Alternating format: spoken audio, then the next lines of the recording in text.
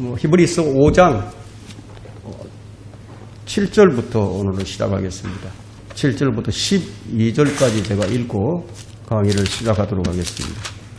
히브리서 5장 7절로부터 12절. 그는 육체로 계시는 날들 동안 자기를 사망에서 구원하실 수 있는 분께 심한 통곡과 눈물로 기도와 간구를 드렸고 하나님께서는 그의 두려워하심을 인하여 들으셨느니라. 그가 아들이면서도 고난받는 일들로 순종을 배워서 온전하게 되심으로 자기에게 순종하는 모든 사람에게 영원한 구원의 근원이 되셨고 하나님께서는 멜기세덱의 계열에 따른 대제사장으로 칭함을 받았느니라. 멜기세덱에 관해서는 우리가 할 말이 많아도 너희가 듣는 것이 두나무로 설명하기 어렵도다. 자, 그때로 보면 너희가 마땅히 선생들이 되어야 할 터인데 이제 다시 하나님의 말씀의 기초 원리들이 무엇인지를 누군가가 너희에게 가르쳐 줘야 하니 저지 필요한 사람들이지 단단한 음식을 필요로 하는 사람들이 되지 못하는도다. 마지막까지 읽겠습니다. 저절 사용하는 자는 누구나 의의 말씀에 능숙하지 못하나니 이는 그가 악이기 때문이요 단단한 음식은 장성한 사람들의 것이니 그들은 그 말씀을 사용함으로 감각들을 단련하여 선악을 분별하는 사람들이라.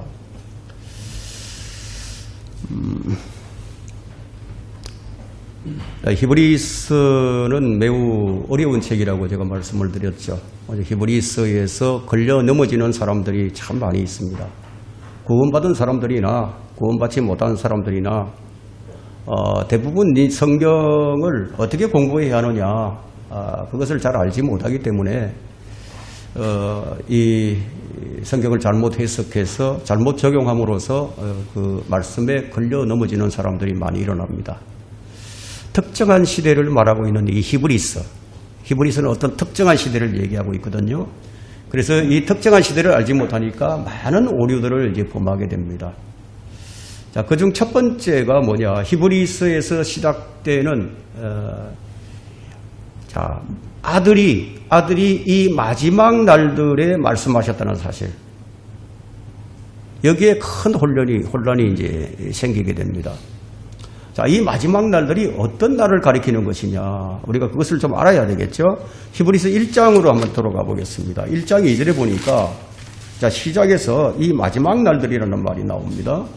1장 2절에 이 마지막 날들에 그의 아들을 통하여 우리에게 말씀하셨으니 이 아들이 만물의 상속자로 세우시고 또 그를 통하여 그분께서 세상들을 지으셨느니라. 아들이 만물의 상속자요. 또 아들을 통해서 세상을 지으셨다. 자, 이 말씀을 하고 있는데, 그럼 이 마지막 날들에 그 아들을 통하여 우리에게 말씀하셨다. 이 아들이 말씀하신 때가 그럼 언제일까요? 바로 초림 때죠. 예수님 초림 때예요. 자, 그러나 이제 구약 선지자들이 예언한 그리스도의 나타나심은 이 초림과 재림을 구분하지 않고 그냥 그걸 잘 알지 못해서 그냥 함께 두 가지를 함께 예언을 했습니다. 그래서 이제 유대인들을 위한 이 마지막 날들이 지금 히브리서에서 등장하는 거예요. 그래서 이 재림 때도 바로 마지막 날들이 됩니다. 초림과 재림이 이제 마지막 날들이 되는 거죠. 자, 히브리서 강의 첫 시간에 이 부분에 대해서 이미 이제 설명을 드렸습니다. 히브리서는 어떤 책인가 하면 교회 시대에서 대환란으로 넘어가는 과도기, 그러니까 전환기적인 책이라는 것을 말씀을 드렸어요. 그래서 히브리서는 재림 바로 직전에 있을, 즉 다니엘이 예언했던 다니엘의 70번째 주, 7년이죠. 그 후반부에 속한 히브리인들을 겨냥해서 쓴 책이라고 여러분들이 그렇게 아시면 좋겠습니다. 자, 지난 시간에 이어서 우리가 7절을 다시 한번 봅니다. 7절. 그는 육체로 계시는 날들 동안 자기를 사망에서 구원하실 수 있는 분께 심한 통곡과 눈물로 기도와 간구를 드렸고 하나님께서는 그의 두려워하심으로 인하여 들으셨다. 예. 자, 오늘은 이제 예수님께서 왜 고난받는 일들로 순종을 배워야만 하셨는가? 자, 이런 주제로 이제 강의를 하겠습니다. 우리는 이제 이 주제를 예수 그리스도의 대제사장 직분에 연관을 해서 우리가 살펴보아야 합니다. 대제사장의 사역에 있어서 가장 필요한 것이 무엇입니까? 희생제물이 있어야, 그죠? 피가 있어야 된다, 이게.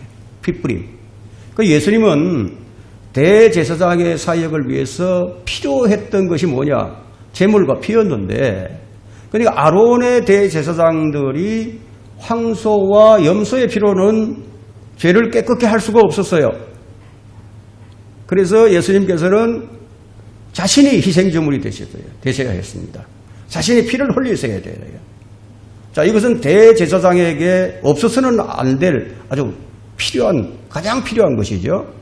자, 우리가 여기서 좀 이제 연관해서 살펴볼 것은, 여러분 출애굽기 34장 7절을 보시게 되면은 구약, 율법 아래에 있던 구약의 성도들은 죄를 깨끗게 할 수가 없었어요. 왜냐하면 그것이 동물의 피였기 때문에. 자, 출애굽기 34장 7절을 한번 보세요. 34장 7절. 거기 보니까, 자, 자비를 수천 대까지 간직하시며, 하나님의 자비가 수천 대까지 간직하신다는 거예요. 수천 대까지 간직하며 죄악과 허물과 죄를 용서는 해주신다. 범법자가 결코 깨끗게 되지는 아니하리니, 용서는 해주지만 죄가 깨끗게 되지는 않는다는 얘기죠. 그 조상들의 죄악들을 그 자손들과 그 자손들의 자손들 3, 4대까지 미치게 하느니라 하시니라. 이와 똑같은 말씀이 민수기 14장에도 나와 있습니다. 민수기 14장 18절을 보시게 되면, 자, 주는 오래 참고 자비가 크며 죄악과 허물을 용서하나 범법자를 결코 깨끗게 하지 않으며 그 조상들의 죄악을 그 자손들 3, 4대까지 미치게 하느니라 하셨나이다. 자, 이렇게 좀 이런 기록이 있죠. 그냥 우리가 여기서 우리가 한 가지 발견할 수 있는 진리가 뭐냐면, 그 구약의 성도들이 죽으면 하늘나라로 가지 못하고, 구원받은 성도들이 하늘나라로 가지 못하고 아브라함의 품인 지하세계에 낙원에 가 있었단 말이에요. 그 왜 낙원에 가 있었느냐? 그걸 우리가 여기서 발견하는 겁니다. 그들이 만일 죄가 깨끗하게 되었다, 다 용서가 되었다, 제거되었다 이랬으면은 그들이 곧바로 하늘나라 낙원에 갈 수가 있었겠죠. 그렇지만 그들이 죄는 용서받았지만 깨끗하게 되지 않았어요. 그래서 임시적으로 지하세계에 있는 아브라함의 품인 그 낙원에서 가 있었던 겁니다. 그래서 예수 그리스도께서 피가 쫙 흘려지자 그분이 바로, 그게 이제 베드로전서 4장 6절로 가보시면은 그 이해가 됩니다. 베드로전서 4장 6절 한번 보세요. 예수님께서 죽으신 다음에 지하세계로 가셨어요. 그 지옥도 다녀오시고 지하 감옥에도 갔다 오시고, 그리고 또 아브라함의 품인 이 낙원에도 갔다 오셨어요. 4장 6절을 보시면은 이런 연유로 죽은 자들에게도 복음이 전파되었으니, 이 말씀이 나오죠. 그럼 우리가 지금 전하고 있는 이런 복음이 아닙니다. 이 복음은 다른 복음이에요. 이 복음이 전파되었으니 이는 육체로는 사람과 일치하여 심판을 받으나 모든 사람이 죽죠. 심판을 받았어요. 영으로는 하나님과 일치하여 살게 하려 함이니라. 영으로는, 자, 사람이 다시 살아나려면, 부활을 하려면 영이 없으면, 성령께서 역사하지 않으면 이게 부활할 수 없어요. 하나님과 일치해야 된다 이게. 그래서 예수님께서 이 지하세계 아브라함 품에 있는 낙원에 있는 그 구원받은 구약의 성도들, 내가 이제 피가 뿌렸다, 내가 너희를 위해서 피를 뿌렸다, 이제 깨끗하게 너희들이 제거되었으니까 나와 함께 올라가자 이게. 그래서 마태복음 27장 52절에서는 예수님께서 죽으시던 그때 무덤들이 열리며 많은 성도들이 몸이 일어났어요. 몸이 일어나서 거룩한 도성으로 들어가서 사람들에게 나타나 보였다는 구절이 나옵니다. 그리고 에베소서 4장 8절로부터 10절에는 이 말씀을 좀 부가적으로 설명을 해주는데, 거기에는 예수께서 내려가셨던 그분이, 한번 볼까요? 에베소서 4장 8절 한번 봅니다. 그래서 지금 지하세계 낙원은 비어있는 상태입니다.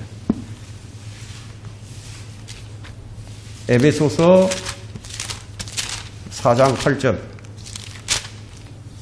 자, 그러므로 말씀하시기를 그가 위로 올라가실 때 사로잡힌 자들을 사로잡아 갖고 지하세계 낙원에 있던 그들을 데리고 올라가셨다. 이게 데리고 올라가셨다. 사로잡힌 자를 사로잡아갖고 사람들에게는 은사를 주셨다고 하셨느니라. 따라서 그가 올라가셨다는 것은 그가 땅의 더 낮은 부분들로 먼저 내려가셨던 것이 아니고 무엇이냐. 땅의 더 낮은 부분들. 예수님께서 말씀하시기를 내가 사흘 낮과 사흘 밤을 땅의 심장 속에 있을 것이라고 말씀하셨죠. 그 말씀대로 그분은 땅의 더 낮은 부분들로 내려가셨다. 내려가셨던 그가 모든 하늘들 위로 올라가신 바로 그분이니 그가 모든 것을 충만케 하려 하심이라. 이 말씀과 연결이 된다. 자, 우리가 이제 구약의 동물들의 피로는 용서는 받았으나 제가 깨끗하게 제거되지 않았다. 이것을 이제 알게 됐죠. 알게 됐습니다. 대제사장에서 가장 필요한 것이 바로 피예요. 피. 동물과 희생제물 피예요. 자, 우리가 이제 첫 번째로 살펴볼 것은 우리 주님에 관한 부분인데 주님이 받으신 이 진노의 잔에 관해서 좀 살펴보고자 합니다. 자, 7절에 보니까 다시 본문으로 돌아와서 7절에 보니까 그는 육체로 계시는 동안 요거는 바로 뭘 상징하고 의미하느냐? 과거 초림의 상황입니다. 육체로 계셨죠? 계시는 동안 여기에 관련 구절은 이사야 53장에 잘 나와 있죠. 그분은 어린 양같이 말도 없이 돌살장으로 끌려가는 것처럼 그렇게 끌려가서 죽으셨습니다. 그분은 육체로 계시는 동안 자기를 사망에서 구원하실 수 있는 하나님께 심한 통곡과 눈물로 기도와 간구를 드렸고, 하나님께서는 그의 두려워하심에 의하여 들으셨다고 기록하고 있단 말이에요.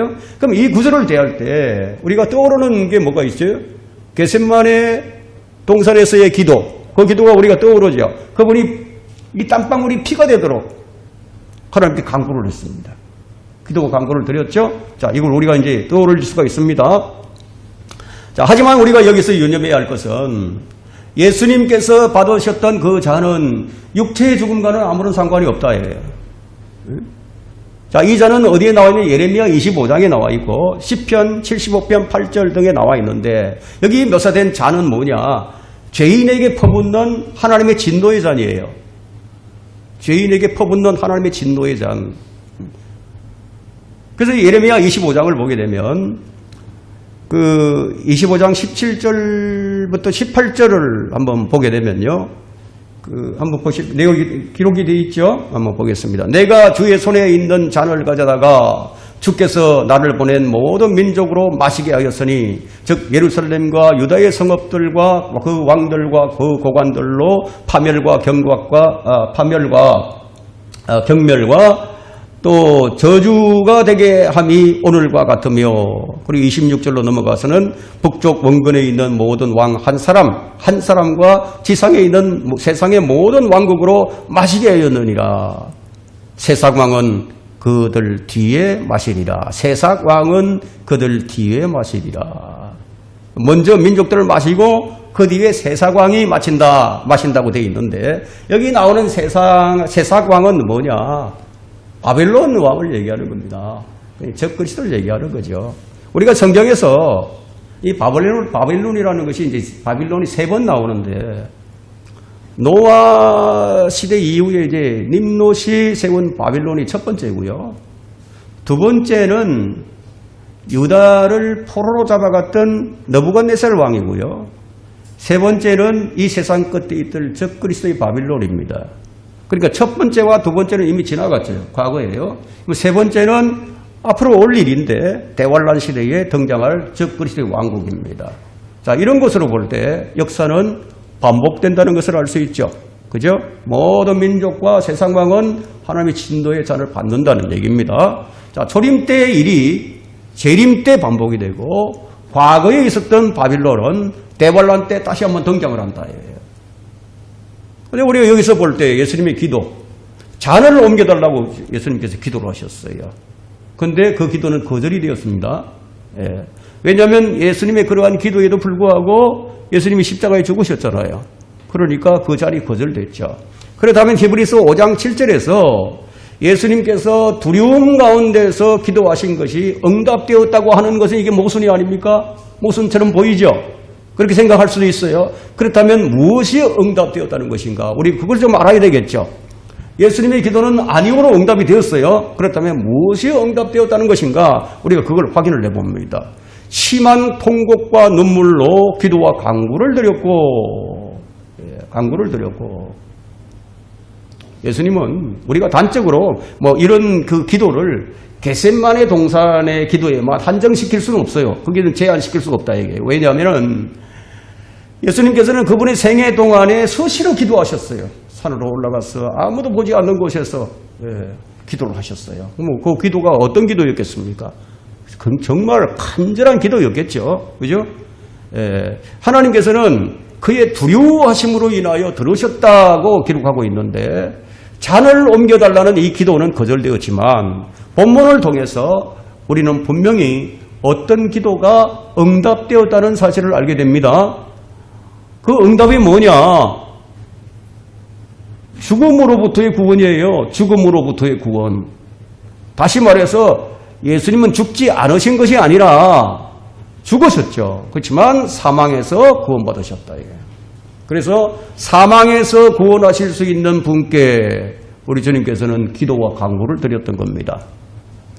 겟셋마네 기도의 핵심은 진노의 잔을 좀 치워달라는 기도였죠. 진노의 잔을. 자, 이 기도는 단지 예수님의 죽음만을 의미하는 것이 아니었어요.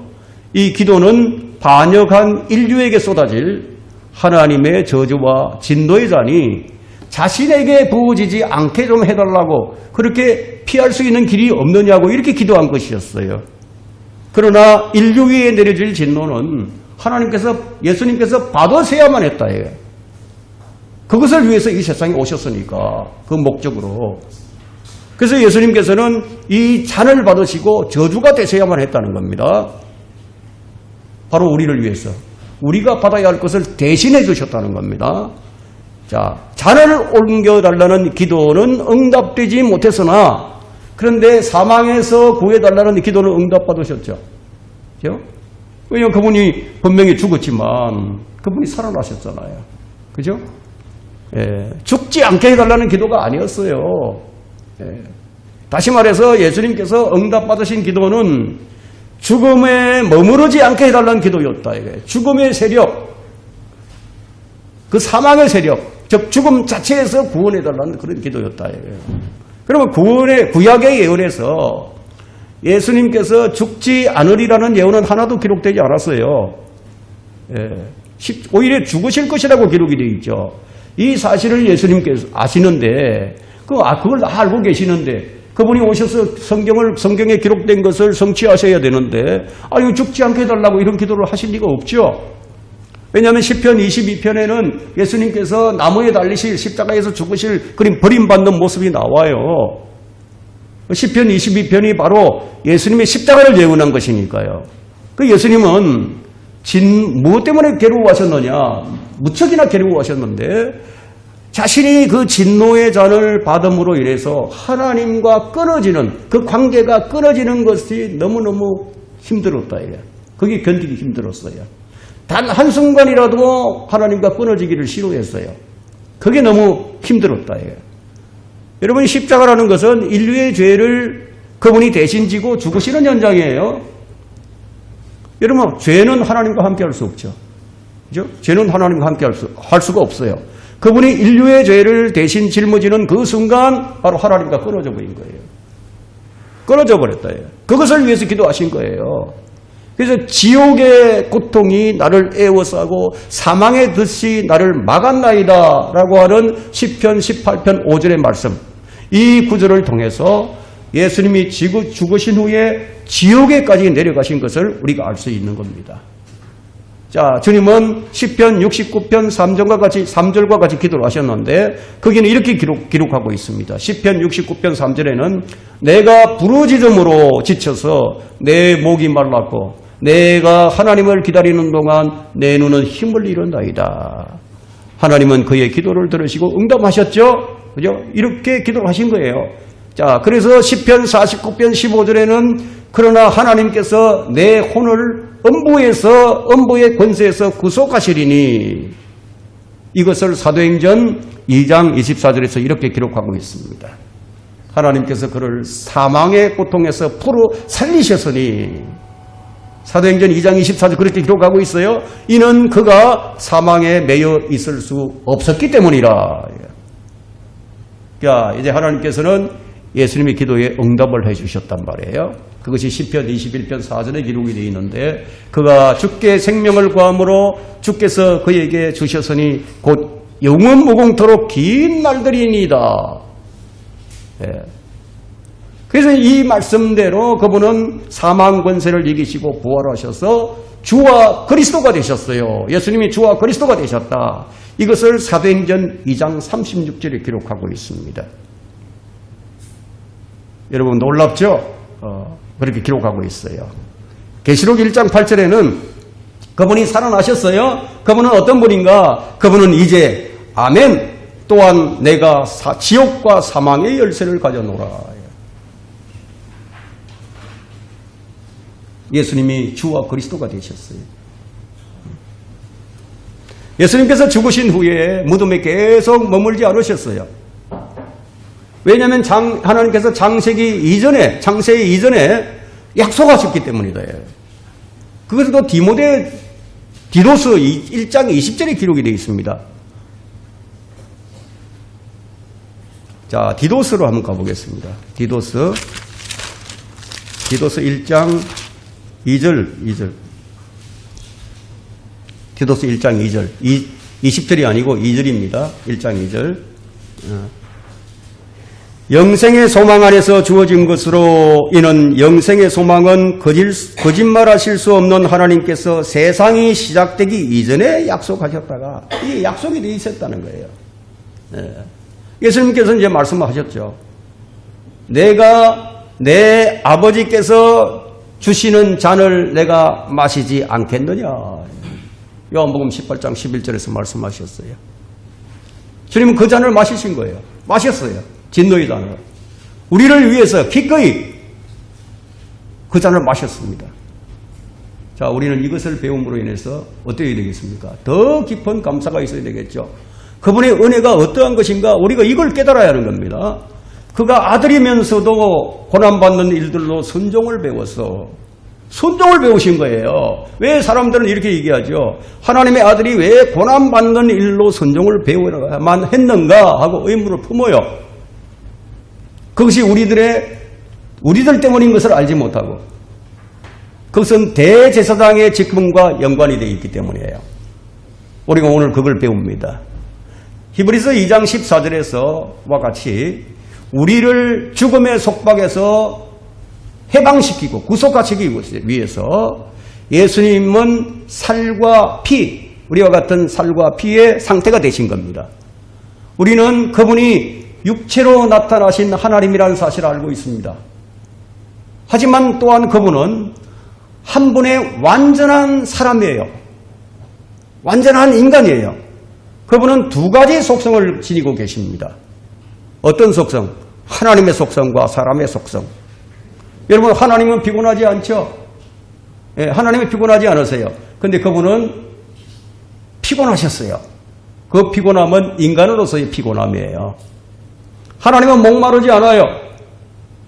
그런데 예수님은 목이 말라서 사마리아 우물가에 앉았었어요. 자, 이것은 인간의 속성이죠. 그 예수님의 신성과 인성은 참 매우 중요한 겁니다. 만약에 예수님이 완전한 인간이 아니었었다면은 우리는 그 누구도 죄에서 구원받지 못합니다. 그분은 완전한 인간이셨다, 이게. 하나님의 계획은 한 사람을 통해서 하나님의 계획을 이루어가는 겁니다. 아담이 실패했죠? 계속 그 위에 사람들이 다 실패했어요.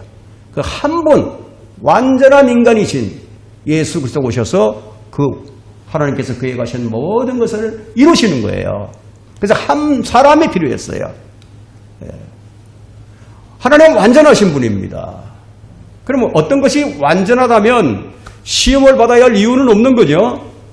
하지만 예수님은 시험을 받으셔야만 했습니다. 그분은 순종을 배우셨어요.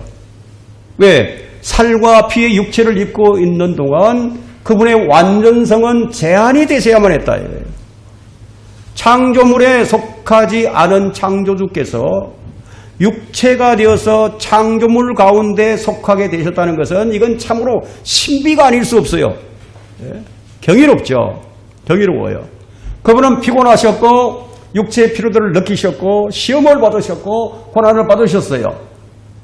사탄은 바로 이 점을 염두에 두고 시험을 한 거예요. 사탄이 감히 어떻게 하나님을 시험하겠습니까? 그죠? 육체를 입고 있는 예수님을 시험했단 말이에요. 육체를 입고 있으니까. 주님은 이 사탄의 의도를 다 간파하셨어요. 그리고 그분은 사탄을 이기셨죠. 그분은 하나님의 뜻에 따라서 순종을 배우셨다. 그래서 그가 아들이면서도 순종을 배웠어. 이제 이 말씀이 어느 정도 이해가 되셨을 겁니다. 마리아가 예수님을 키울 때 어떻게 키웠을까요? 어린 예수님을 다루는 것을 생각해 본 적이 있습니까? 기저귀를 채우고 키운 것을 여러분 생각해 본 적이 있으세요? 예수님은 완전한 인간이라는 사실이 성경에서 너무나 분명하지만 예수님의 신성만을 주장하는 영지주의자들은 이런 사실을 알지 못해요. 예수 그리스도는 육체로 오신 하나님이라는 사실이 디모데전서 3장 16절의 경건의 신비를 통해서 분명히 제시되었건만 그들은 이것을 감추려 하는 거죠. 예수님의 인성은 그들은 믿지 않아요. 그냥 인성은 믿지 않고 신성만 믿는단 말이에요. 그런데 오늘 본문을 보니까 그가 아들이면서도 순종을 배워서 온전하게 되심으로, 그럼 본래 온전하신 분인데 왜 순종을 배워서 온전하게 되어야만 했는가? 그 이유가 바로 자기에게 순종하는 모든 사람에게 영원한 구원의 권한이 되시기 위해서. 그런데 여기서 나오고 있는 이 온전함이란 뭐냐? 죄 없는 상태의 온전함을 의미하지 않아요. 왜냐하면 예수님께서는 죄가 없으신 분인데도 불구하고 순종을 배워서 온전하게 되셔야 했음을 지금 여기서 말하고 있기 때문에. 자, 우리는 여기서 전능하신 하나님께도 어떤 법칙이 있는 것을 알게 됩니다. 만일 예수님께서 죽음에까지 순종을 배우지 않으셨다면 그러면 영원한 구원의 권한이 되지 못했겠죠. 그러므로 여기서 온전하게 되셨다는 것은 모든 사람에게 구원의 영원한 구원의 권한이 될 조건을 갖추었다는 것을 말씀드리는 겁니다. 성경에서 이제 온전함이라는 단어가 나오게 되면 항상 우리는 먼저 그 문맥 속에서 그 뜻을 발견을 해야 합니다. 그분은 순종을 배움으로써 구원의 권한이 되셨고 또 그 구원을 완성하셨어요. 왜냐? 그분은 사람으로 오셨기 때문에. 그래서 사도행전 2장 36절에서 하나님께서 그를 주와 그리스도가 되게 하셨다고 기록하고 있는 겁니다. 자, 교회 시대의 순종이라는 개념은 뭐가 관련이 있냐면 마음으로부터 순종하는 것과 연관이 있죠. 그래서 복음의 순종, 우리가 복음을 듣고 복음에 순종한다. 이 복음에 순종하는 것은 온 마음으로 믿어서 하나님의 은혜로 구원을 받는다는 이런 교리죠. 그러니까 복음의 순종이란 그건 뭐예요? 마음으로 믿는 거죠. 우리가 복음을 전할 때 항상 마음으로 믿어야 구원받는다고 얘기하는 거죠. 자, 우리가 복음에 순종할 때 그때 우리 마음은 어떻게 되겠습니까? 정결하게 되죠. 우리 양심은 어떻게 되겠습니까? 정결하게 되죠. 예수 그리스도의 피 뿌림으로 우리 마음이 정결하게 돼. 예수 그리스도의 피 뿌림으로 우리 양심이 정결하게 돼. 순수해진다는 거예요. 자, 여기까지 하고 이제 그 다음에 자 10절을 한번 봅니다. 10절. 하나님께서는 멜기세덱의 계율에 따른 대제사장으로 칭함을 받았느니라 이렇게 되어 있어요. 자, 멜기세덱. 그리고 멜기세덱의 계율을 따른 대제사장이 되신 것은 그것은 무슨 이유가 있느냐? 유대인만을 위한 제사장에 한정되지 않고 유대인과 이방인 모두를 위한 직무가 되어야 하기 때문에. 그래서 이것은 9절과도 연관이 되는데요. 자, 자기에게 순종하는 모든 사람에게 영원한 구원의 근원이 되셨고, 이 말씀과 연결이 되죠. 그분은 모든 사람을 위해서 죽으셨지만 그것의 효력은 자기에게 순종하는 사람에게 한정이 되는 겁니다. 자, 이것은 9절과 연결이 되죠. 자, 이것을 성령께서 직접 정의해 주신단 말이에요. 그것이 사실이다 하고 정의해 주시는데 로마서 6장 17절을 보니까 우리가 바울이 얘기합니다. 하나님께 감사드리는 것은 너희가 죄의 종이었으나 너희에게 전해준 교리의 본을 마음으로부터 순종하여 이런 기록이 있습니다. 순종하는 자에게만 한정되는 것임을 우리에게 보여주는 겁니다. 자, 복음이 전해지는 것도 믿음으로 순종하게 하고자 모든 민족에게 알려진 것이니, 자, 이런 기록이 로마서 16장 26절에 기록을 하고 있습니다. 복음이 전해지는 것도 믿음으로 순종하게 하고자 모든 민족에게 알려진 것이다. 이런 말씀을 하고 있단 말이에요. 로마서 10장 16절에도 그러나 그들이 모두 복음에 순종한 것은 아니니라. 이게 모두가 복음에 순종하지 않는다는 거죠. 이사야가 말하기를 주여 우리가 전한 말을 누가 믿었나이까 라고 하였으니, 자, 이제 여기서 또 이제 문제가 생겨요. 사람들은 다 이런 기록이 나오면은 자기들 마음대로 그냥 해석을 합니다. 이것도 잘못 이해를 해서 2000년 전에 예수 그리스도의 죽으심으로써 사람들의 모든 죄를 다 제거했다고 말하는 자들이 있죠. 예? 모든 사람의 죄가 다 제거되었다. 이렇게 얘기하는 사람들이 있어요. 그리스도께서는 모든 사람을 위하여 죽으신 것은 맞지만 모든 사람의 죄값을 대신 치르신 것은 분명하지만 그것의 효력은 복음에 순종하는 자들에게만 한정이 된다. 그래서 복음을 전할 때 우리가 좀 주의해야 됩니다. 여러분, 조선시대, 고려시대 예수님을 알지 못했던 시대의 사람들 어떻게 되었을까 궁금하죠. 그런 질문을 많이 합니다. 복음이 전해지지 않았는데 어떻게 되었을까? 이 점에 관해서는 여러분들이 사도행전 17장 29절부터 30절을 읽어보시고 로마서 2장 12절을 보시면 이해할 수 있게 됩니다. 로마서 2장 12절에는 율법 없이 죄를 지은 사람들은 모두 율법 없이 멸망할 것이요, 율법 안에서 죄를 지은 사람은 모두 율법에 따라 심판받게 되리니, 이런 말씀이 기록이 되어 있죠. 그럼 지옥에 가는 원인이 무엇입니까? 궁극적으로는 죄 때문이죠. 죄 때문에 가는 거예요. 이건 원죄 때문이 아니고 내가 죄를 지었기 때문에 간다 이거예요. 지옥에 가는 이유가 바로 그거예요. 왜냐하면 성경에는 모든 사람이 죄를 지었으므로 하나님의 영광에 이를 수 없다고 말하는 거기 때문에 모든 사람이 죄를 지었어. 여러분, 근데 죄를 모르는 사람은 지옥에 안 가요. 죄가 뭔지를 몰라. 갓난아기들, 어린아기들 지각이 없어. 모르는 거예요. 율법이 없잖아요, 그 사람들에게, 그 아이에게는. 그래서 어린아이들이 죽으면 지옥에 안 가요. 왜? 이유가 뭐예요? 율법이 없기 때문에 그들에게는. 율법이 있기 전에도 죄가 세상에 있었으나 율법이 없을 때는 죄를 죄로 여기지 아니하느니라. 죄성을 지니고 태어났지만 죄를 몰라. 그래서 어린아이들은 지옥에 안 간단 말이에요. 전형아들도 마찬가지죠. 모르니까. 만일 하나님께서 사람의 양심의 율법을 기록해 주시지 않았다면 율법 이전 시대에는 율법이 없었으니까 하나님께서 죄를 물을 수가 없게 되죠. 근데 여러분, 아담 이후의 모든 사람에게 하나님께서 마음에 율법을 기록해 주셨어요. 그래서 바보 천치가 아니라면 율법은 모든 사람에게 있는 거예요. 그러므로 모든 사람이 죄를 지었으므로 하나님의 영광에 이를 수 없다고 말씀합니다.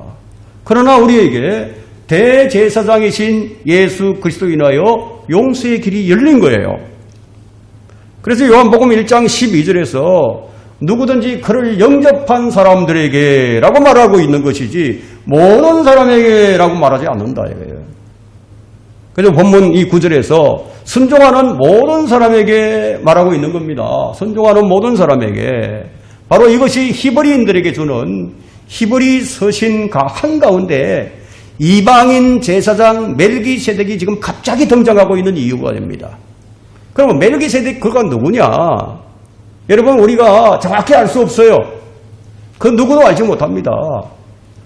그 11절 한번 보세요. 11절 보시면 멜기세덱에 관해서는 우리가 할 말이 많아도 너희가 듣는 것이 두나무로 설명하기 어렵도다.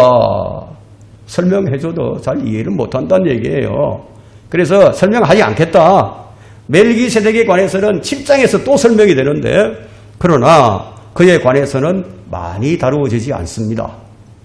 이 히브리서의 저자는 그 이유를 청중들이, 독자들이 귀가 둔하다, 듣는 것이 둔하다, 그 이유를 밝혀줍니다. 그들이 귀가 둔하다는 것은 사도행전 28장에서 바울이 이사야의 말을 인용해서 말한 것에서도 잘 드러나고 있습니다. 이 백성이 마음이 무디어 귀는 듣는데 둔하고 눈은 감았으니 이는 눈으로 보지도 못하고 귀로는 듣지도 못하며, 이런 기록이 있죠. 그럼 사도행전의 지금 이 말은 히브리인들에게 지금 직접적으로 적용이 되는 겁니다. 이에 대해서 로마서 11장 8절에서도 한 번 더 강조가 되는데, 여러분 참 중요한 구절입니다. 거기 보니까 하나님께서 그들에게 혼미한 영과 보지 못할 눈과 듣지 못할 귀를 주셨다고 기록하고 있습니다. 무섭죠, 하나님. 하나님 정말 무서운 분이에요. 이런 걸 보면. 예? 사람들이 마음이 완악하고 그러면은 그걸 거기서 구해주는 게 아니라 더 거짓말을 믿게 만들고 더 그 사람이 악한 짓을 하게 만든다 이거예요. 혼미한 영을 주신다 이거예요. 우리가 정신 차려야 할 이유가 여기 있습니다. 자, 우리가 이제 다시 그 12절을 보시게 되니까, 그때로 보면 너희가 마땅히 선생들이 되어서야 할 터인데, 이제 다시 하나님 말씀의 기초 원리들이 무엇인지를 누군가가 너희에게 가르쳐줘야 하니 저지 필요한 사람들이지 단단한 음식을 필요한 사람들이 되지 못하는도다. 이 구절은 신구약 모든 사람에게 적용되는 말씀입니다. 만일 이 구절을 히브리인들에게 적용한다면은 우리가 6장 8절에서 보게 되는데요. 6장 8절이 아니라 5장 8절이죠. 5장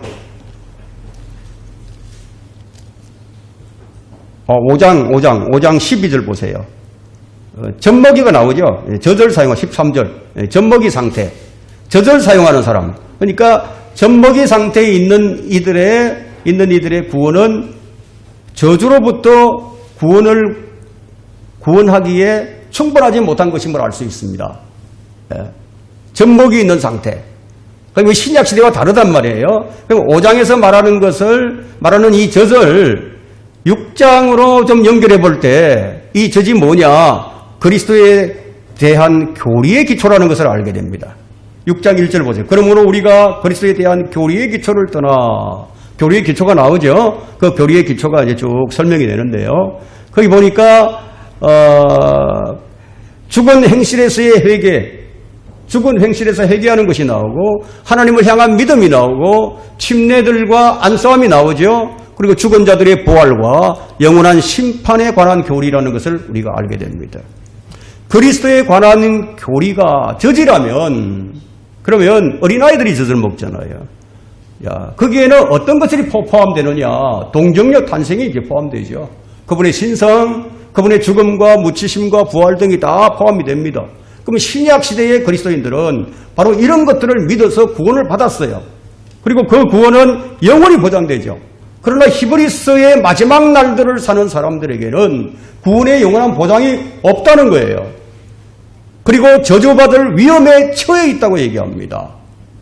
12절에 너희가 마땅히 선생들이 되어서야 할 터인데, 여기서 말하고 있는 너희가 누구냐? 아기 상태에만 머물러 있으면 위험하기 때문에 단단한 음식으로 나아가야 할 그들이 누구냐? 여기서 말하는 너희는 현재 교회 시대에 구원받은 그리스도인들이 아니라, 여기서 말하고 있는 너희는 처음에 확신과 소망을 끝까지 붙들어야만 그리스도에 참여하는 자가 되는 사람들, 이런 특별한 부류, 히브리서 3장 6절과 14절에서 말씀드렸던 바로 그들이단 말이에요. 이 사람들은 바로 환난 시대를 살아가는 히브리인들이에요. 그래서 본문은 특히 6장에서 야곱의 고난의 때에 야곱의 고난의 때를 겪게 되는 히브리인들에게 적용되어야 할 말씀입니다. 그러나 우리 그리스도인들에게도 적용할 수 있는 것은 뭐냐? 영적으로 우리가 교훈을 얻을 수 있죠. 자, 만약에 우리가 이제 이 12절부터 14절을 우리 그리스도인들에게 적용을 한다면 젖먹이 상태에서 단단한 음식으로 나아가는 것을 우리 모든 성도들에게 적용시킬 수 있죠. 그러나 이 시대에 그리스도인은 젖먹이 상태에 있더라도 저주의 위험에 처할 위험은 없다는 겁니다. 이 히브리서와 좀 다르다는 거예요. 왜냐하면 그리스도인에게는 구원의 영원한 보장이 주어졌기 때문에. 그러나 그리스도인이 성장하지 않으면 어떻게 되십니까? 어린아이의 상태로 그대로 남아있으면 그리스도를 위해서 아무 일도 할 수 없게 되는 거죠. 그래서 성장을 해야 된다. 자, 우리 모두는 젖을 먹는 기초적인 상태에서 벗어나서 단단한 음식을 먹는 성숙한 단계로 나가야 된다. 그래야만 우리가 하나님의 나라에 들어와 있는 백성으로서 거기에 합당한 일꾼이 될 수 있는 겁니다. 오늘 여기까지 합니다.